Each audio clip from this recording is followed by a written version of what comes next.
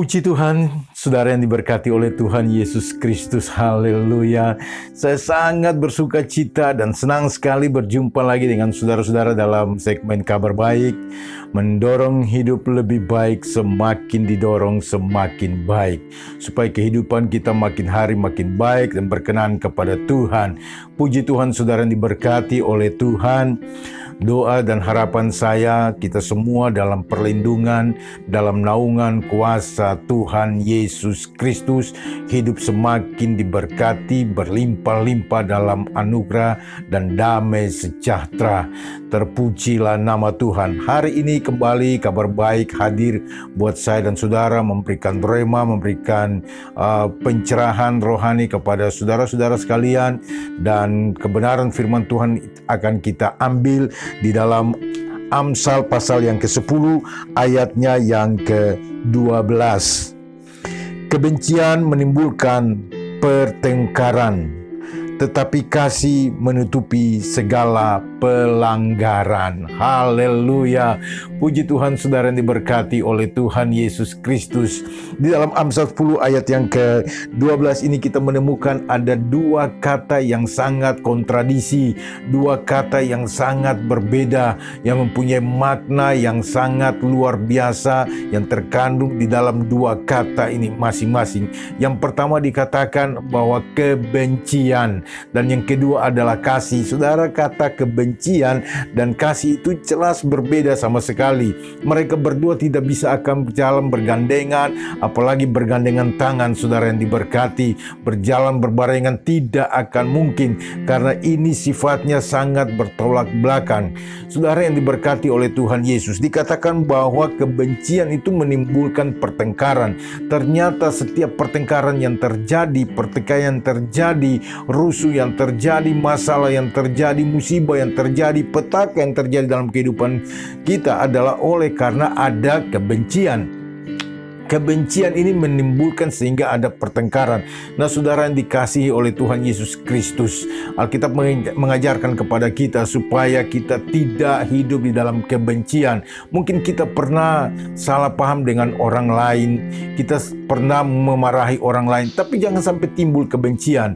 Karena dari kebencian itu akan melahirkan dendam, dan dendam itu akan melahirkan dosa yang besar. Saudara yang diberkati, kalau sudah ada dasar kebencian, pasti akan ada pertengkaran. Pertengkaran ini akan membuat dendam, sehingga dimanapun begitu kita ketemu akan menjadi lagi masalah, akan timbul lagi masalah, karena masih ada kebencian di dalam kehidupan saya dan saudara. Hidup kita perlu dibaharui, hidup kita perlu dipenuhi dengan kebenaran firman Tuhan, sehingga ada kelemahan kita, tapi makin hari makin dibaharui. Saudara boleh marah, tetapi jangan benci. Saudara yang terkasih, itu marah yang tidak menyebabkan dosa adalah marah yang tidak membenci, tapi marah dasarnya adalah kasih. Tetapi kalau saudara sudah membenci, bahkan mendendam, itu sangat fatal di dalam kehidupan saya dan saudara. Itulah sebabnya saudara dikatakan bahwa justru kasih itu menutupi banyak pelanggaran. Nah, kebencian itu biasanya menaburkan benih kebencian ini adalah iblis, adalah setan, Lucifer.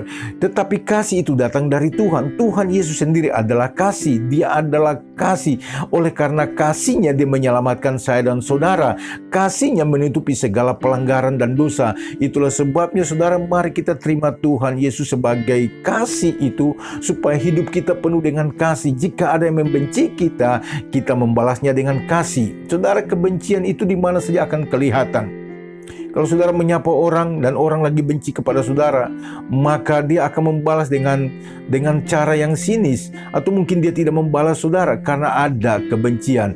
Kelihatan buahnya, demikian pula kasih. Kalau saudara punya kasih, akan kelihatan buahnya juga. Buah-buah kasih atau buah-buah roh itu akan nampak, saudara yang terkasih dalam Tuhan Yesus Kristus. Kekristenan itu sangat bertentangan dengan kebencian. Walaupun kita dibenci, walaupun kita didendam, Mari kita balas dengan kasih. Saya pun dibenci oleh orang, tetapi saya tidak pernah membenci orang lain. Saya didendam, saya dimarahi. Ya, saya balas juga dengan marah sebagai manusia. Tetapi sampai hari ini saya tidak membenci apa-apa. Biarkan orang membenci, terserah urusan dia dengan Tuhan. Kita tidak perlu membenci, kita tidak perlu harus mendendam. Karena pembalasan itu adalah hak Tuhan.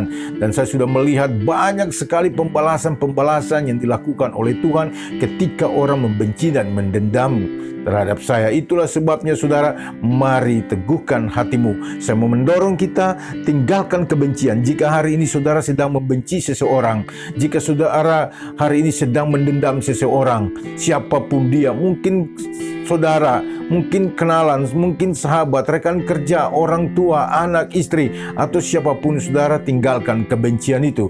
Karena kebencian itu akan menimbulkan pertengkaran demi pertengkaran. Dan itu akan menyebabkan kita hidup dan jatuh ke dalam dosa. Itulah sebabnya saudara yang terkasih dalam Tuhan Yesus Kristus, mari lepaskan kebencian. Terimalah kasih dari Tuhan Yesus Kristus. Baharui hidupmu. Terima Tuhan Yesus sebagai Tuhan dan Juru Selamat pribadi. Dia adalah Allah yang adalah kasih itu. Dia akan mengubahkan kehidupan kita. Dan kasih yang Tuhan berikan akan menutupi banyak pelanggaran dan banyak dosa yang kita lakukan. Kiranya kabar baik ini menjadi berkat buat kita semua. Tuhan Yesus memberkati. Sampai jumpa lagi pada segmen berikutnya. Dan Tuhan memberkati kita. Haleluya. Shalom.